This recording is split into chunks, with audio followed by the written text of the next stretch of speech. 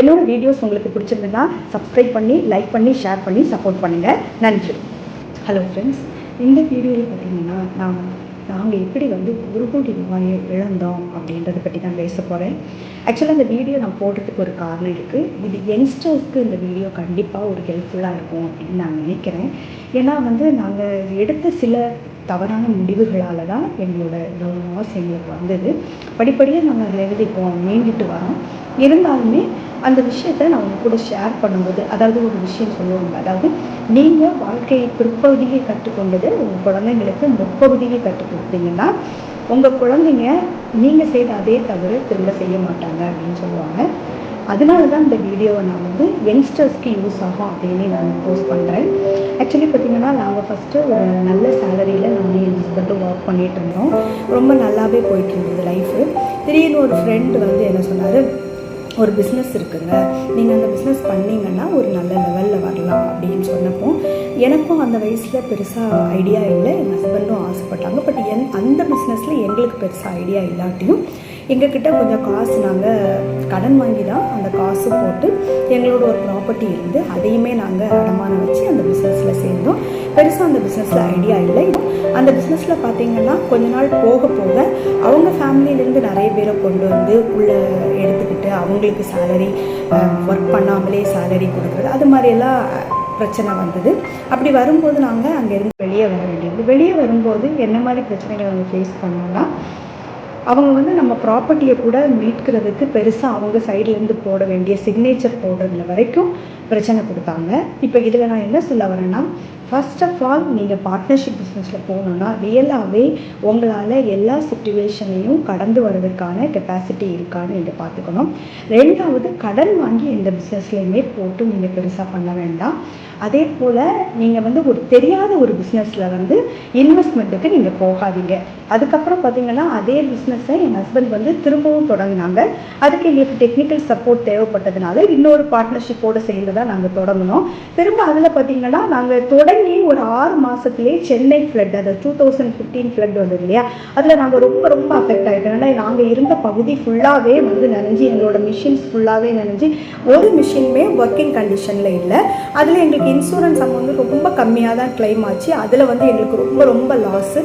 அதிலிருந்து மீண்டு வரலாம் அப்படின்னு நினைக்கும் போது வர்தா புயல் வந்தது, அதுக்கப்புறம் கொரோனா வந்தது. அதனால எங்களுக்கு வந்து ரொம்ப லாஸ் ஆகிடுச்சு.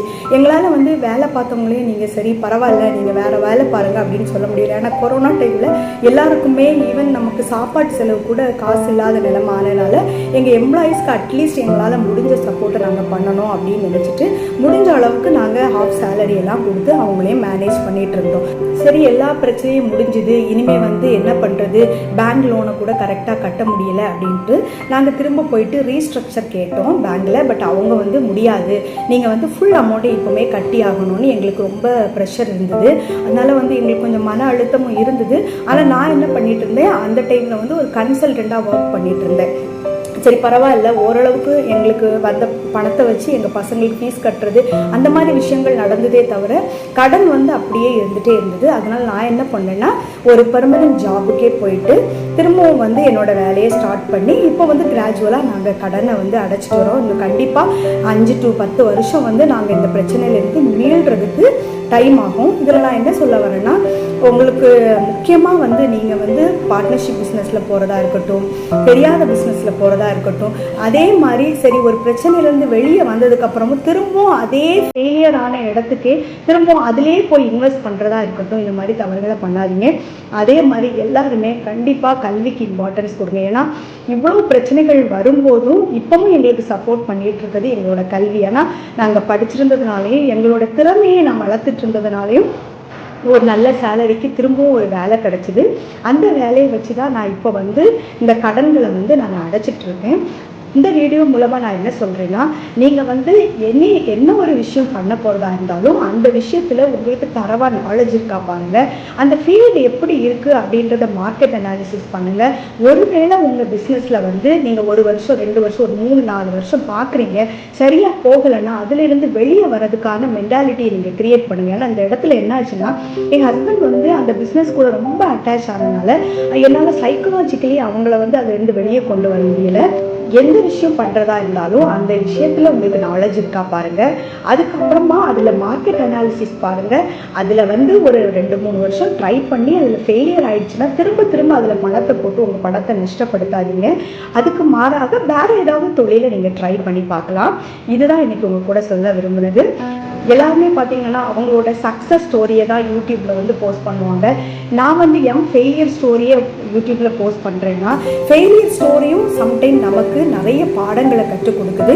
இந்த பாடம் கண்டிப்பாக உங்களுக்கு யூஸ்ஃபுல்லாக இருக்கும்னு நான் நம்புகிறேன். இதே போன்ற இன்னொரு வீடியோவில்